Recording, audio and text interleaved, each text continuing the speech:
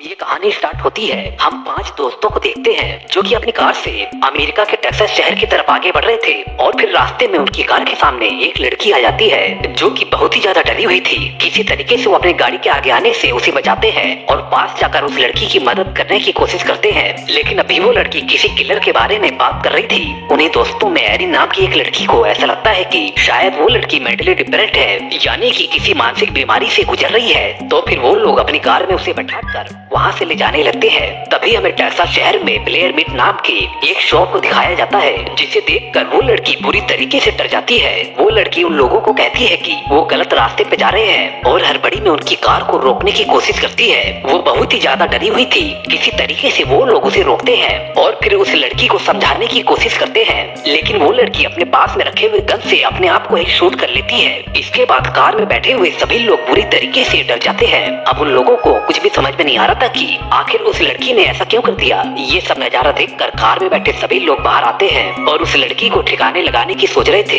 क्योंकि वो लोग उस लाश को अपने साथ ले जाना नहीं चाहते थे। और उस लड़की की मौत और उसकी लाश के बारे में बताने के लिए वो पुलिस स्टेशन जाने का फैसला करते हैं, ताकि वो उस लड़की की लाश को पुलिस को देखकर इस मामले से फ्री हो सके। सभी लोग कार में बैठकर वहाँ से जाने लगते हैं और थोड़ी ही दूर पर जाने के बाद उन्हें एक गैस स्टेशन नजर आता है, जहाँ पर जाने के बाद वो लोग गैस स्टेशन के ओनर को पुलिस को कॉल लगाने के लिए कहते हैं। और अब वो औरत भी पुलिस स्टेशन में कॉल लगाने लगती है, लेकिन वो औरत उन लोगों को बताती है कि पुलिस ऑफिसर इस वक्त किसी फैक्ट्री में मौजूद है, जिस पुलिस ऑफिसर का नाम हैवोट है और जिससे मिलने के लिए उन्हें वहीं पर ही जाना होगा। उसकी ये बात उन सभी के दोस्तों को काफी अजीब लगती है, लेकिन ना चाहते हुए भी वो सभी लोग उस फैक्ट्री की तरफ आगे बढ़ने लगते हैं। वहाँ पर पहुँचने के बाद उन्हें कोई भी नजर नहीं आता है। काफी खोजने के बाद उन्हें हैवोट भी नहीं मिलता है। तब वो लोग वहीं पर ही हैवोट का वेट करने के लिए रुक जाते हैं। तभी उन लोगों को उसी फैक्ट्री में एक छोटा सा लड़का नजर आता है, जिसका नाम जैक है, जो कि इस समय बहुत ही ज्यादा डरा हुआ था। और वो सभी लोग उससे उस पुलिस ऑफिसर के बारे में पूछते हैं। तब वो लड़का उन लोगों को बताता है कि वो पुलिस ऑफिसर तो इस समय अपने घर पर है।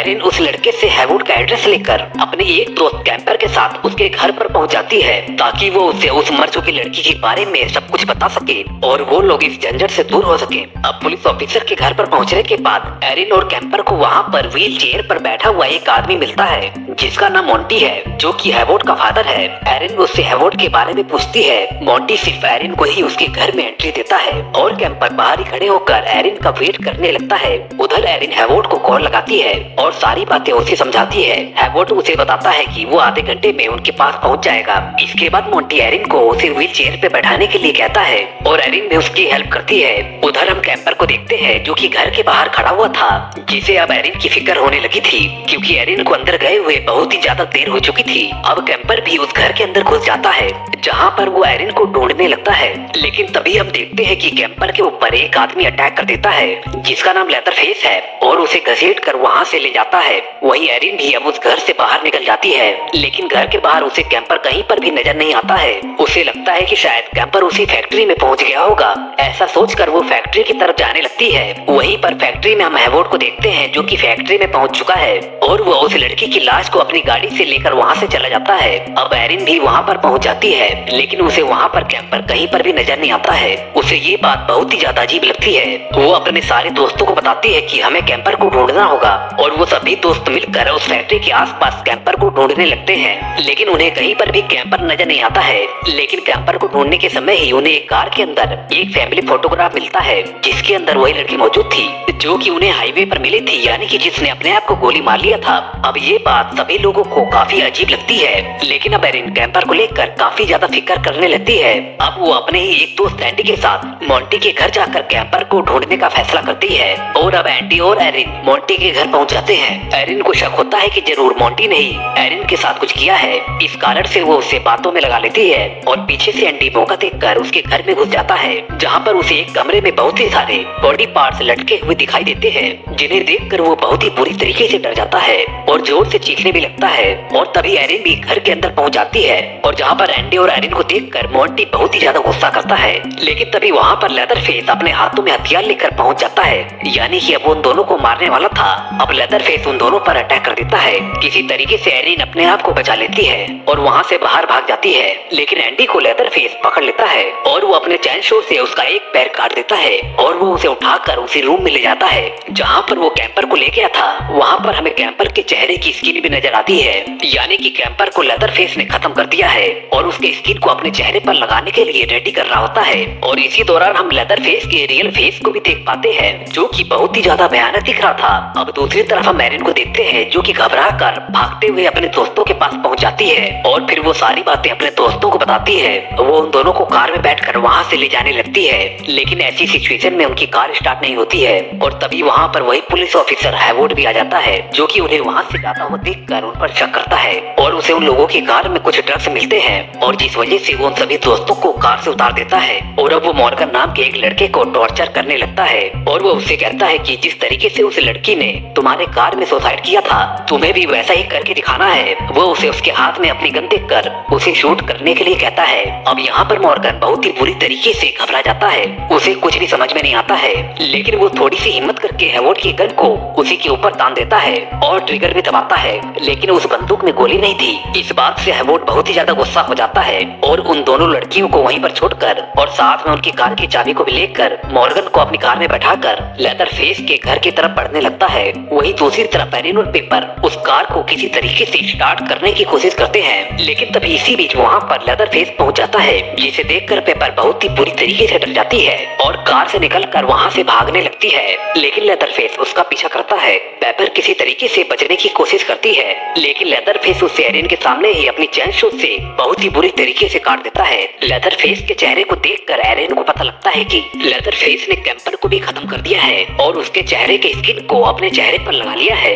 अब वो अपनी कार से उतरकर वहाँ से भागने लगती है। भागते हुए वो एक कैबिन के पास पहुँच जाती है, जहाँ पर हम दो लेडीज को देखते हैं, जिनका नाम हेनरी और लूडा है, और वो उन दोनों को बताती है कि उनके पीछे एक किलर पड़ा हुआ है। उन्हीं में से एक लूडा बताती है कि जिस किलर के बारे में तुम बात कर रही हो वो ऐसा बिल्कुल भी नहीं है, वो तो बहुत ही ज्यादा सीधा साधा आदमी है। एरिन बहुत ही ज्यादा डरी हुई थी, उसे हेनरिटा चाय पीने के लिए देती है। तभी एरिन वहाँ पर उसी फोटोग्राफ को देखती है, जो कि उसने कैंपर को ढूंढते समय एक कार में देखी थी, जिसमें उसी लड़की की फैमिली थी जो कि मर चुकी है। और अब उसे कुछ भी समझ में नहीं आता है कि आखिर ये उसके साथ क्या हो रहा है। तभी हम हेनरिटा को फोन पर बात करते हुए देखते हैं और जिसके हाथों में एक छोटा सा बच्चा भी था, वो छोटा बच्चा उसी सुसाइड की हुई लड़की की फैमिली का था। दरअसल ये दोनों लेडी लेदर फेस के लिए काम करती है, यानी कि ये दोनों लेडी लेदर फेस की फैमिली का हिस्सा है। तभी हम देखते हैं कि एरिन बेहोश हो चुकी है, क्योंकि उन लोगों ने उसकी चाय में कुछ मिला दिया था। एरिन को जब होश आता है तो वो अपने आप को उसी घर में पाती है जहाँ पर लेदर फेस ने उसके सभी दोस्तों को खत्म कर दिया था। जहाँ पर हम लेदर फेस की फैमिली को भी देख पाते हैं, जो कि लेदर फेस के साथ मिलकर आए दिन कई लोगों को अपना शिकार बनाते हैं और उन्हें बड़ी ही बेरहमी से खत्म भी कर देते हैं। उन्हीं लेडी में से जिसका नाम लूटा है, वो एरिन को बताती है कि लेदर फेस उसका बेटा है, जिसे एक स्किन की बीमारी है। उनके स्किन को यूज करता है और उसमें उसका साथ पूरी फैमिली देती है। और यहाँ पर हमें पता चलता है कि हैवोड उसका बड़ा बेटा है और मोंटी लूटा का हस्बैंड है। और अब तभी वहाँ पर लेदर फेस पहुँच जाता है और एरिन को घसीट कर वहाँ से ले जाता है और फिर वो उसे बेसमेंट में कैद कर देता है, जहाँ पर एरिन को बहुत ही सारी लाशें नजर आती है और उसे वहाँ पर एंडी भी नजर आता है, जिसे लेदर फेस ने एक हुक की मदद से ऊपर लटका कर रखा हुआ था। एंडी बहुत ही ज्यादा तकलीफ में होता है, ये देख कर एरिन उसे नीचे उतारने लगती है, लेकिन एंडी को बहुत ही ज्यादा दर्द हो रहा था। अब एंडी एरिन से कहता है कि वो इसे इस दर्द से बिल्कुल आजाद कर दे, यानी कि उसे खत्म कर दे। एरिन ऐसा करने से मना करती है, लेकिन बहुत ही ज्यादा कहने पर ना चाहते हुए भी एरिन एंडी को एक चाकू की मदद से खत्म कर देती है। वहीं पास में ही एरिन को एक बाथटब में मॉर्गन भी नजर आता है, जिसे कि लेदर फेस ने बहुत ही ज्यादा टॉर्चर किया था। वो उसे वहाँ से बाहर निकालती है। तभी हम वहाँ पर उसी एक छोटे से लड़के को देखते हैं, जिसका नाम जैक है, जो कि हैवोड का बेटा है। वो एरिन और मॉर्गन को वहाँ से बाहर निकालने के लिए उनकी मदद करने के लिए आया होता है और वो तीनों लोग मिलकर वहाँ से बाहर निकलने लगते हैं। लेकिन तभी वहाँ पर लेदर फेस अपनी चैन शूट लेकर आ जाता है और एरिन को पकड़ लेता है, लेकिन किसी तरह से वो अपने आप को बचा लेती है और वो दोनों वहाँ से निकल जाते हैं। मॉर्गन और एरिन पास में ही बने एक पुराने कैबिन में आके छिप जाते हैं, लेकिन उनका पीछा करते हुए लेदर फेस भी वहाँ पर पहुँच जाता है। एरिन किसी तरह से लेदर फेस से अपने आप को छिपाने की कोशिश करती है और थोड़ी देर बाद लेदर फेस वहाँ से चला जाता है। एरिन को लगता है कि लेदर फेस वहाँ से चला गया, जिससे कि वो चैन की सांस लेती है, लेकिन लेदर फेस कैबिन के दूसरी तरफ से उसके ऊपर अटैक कर देता है और उसे अपने चैन शो से काटने लगता है। लेकिन ऐसा करने से पहले ही मॉर्गन एरिन को बचाने के लिए लेदर फेस से लड़ने लगता है, मगर लेदर फेस मॉर्गन को उसी कैबिन में टांग देता है और अपनी चैन शो से एरिन के सामने ही उसकी बॉडी के 2 टुकड़े कर देता है। ये सब कुछ देखकर एरिन बहुत ही बुरी तरीके से डर जाती है और वहाँ से अपनी जान बचाने के लिए भागने लगती है, लेकिन लेदरफेस उसके पीछे चैन शो लेकर पड़ जाता है। भागते हुए एरिन एक बाउंड्री के पास पहुँच जाती है जिसे वो आसानी से पार कर लेती है, लेकिन उसके पीछे आ रहा लेदरफेस उस बाउंड्री को पार नहीं कर पाता है और अपने हाथों में पकड़े हुए चैन शो से वो खुद ही घायल हो जाता है।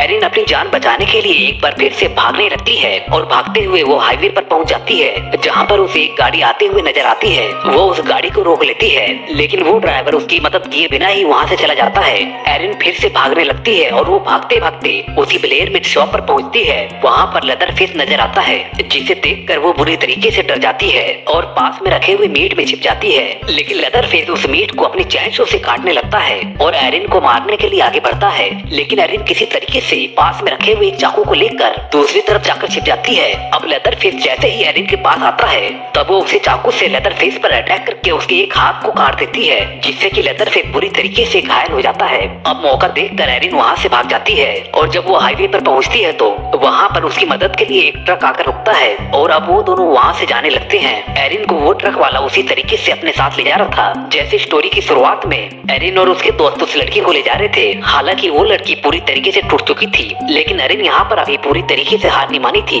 वो देखती है कि वो ड्राइवर उसी तरफ जा रहा था जहाँ पर लेदरफेस का घर था। वो उस ड्राइवर को किसी तरीके से रोकने की कोशिश करती है, लेकिन ड्राइवर ट्रक को लेकर किसी तरीके से अब लेदरफेस के घर पर पहुँच जाता है, जहाँ पर एरिन उस ट्रक से उतरकर उस घर के अंदर झांकती है और उसे वही छोटा बच्चा नजर आता है। दूसरी तरफ वो ट्रक ड्राइवर लेदरफेस के घर के दरवाजे पे जाकर उनसे मदद मांगने की कोशिश करता है, लेकिन एरिन समझ जाती है कि ये लेदरफेस की फैमिली है, इस कारण से वो उस ड्राइवर के साथ नहीं जाती। लेदरफेस के सभी फैमिली मेंबर दरवाजे पे खड़े उस आदमी को देखने जाते हैं। इसी बीच एरिन लेदरफेस के घर में पीछे के दरवाजे से घुसकर उस बच्चे को उठा लेती है और पास में खड़ी हैवोड की गाड़ी को लेकर और उस बच्चे को लेकर वहाँ से जाने लगती है, लेकिन इसी दौरान वो हैवोड को उसी गाड़ी से बुरी तरीके से कुचल देती है और अब फिर वो उस बच्चे को लेकर वहाँ से आगे बढ़ने लगती है। लेकिन तभी हम देखते हैं कि घायल हो चुका लेदरफेस अपनी चैन शो को लेकर उस कार के ऊपर अटैक कर देता है, लेकिन किसी तरह से एरिन वहाँ से बच के भाग जाती है और इस तरह से वो उस छोटे से बच्चे की और अपनी जान बचा लेती है। और अब दोस्तों इसी के साथ ये मूवी यहीं पर ही एंड होती है।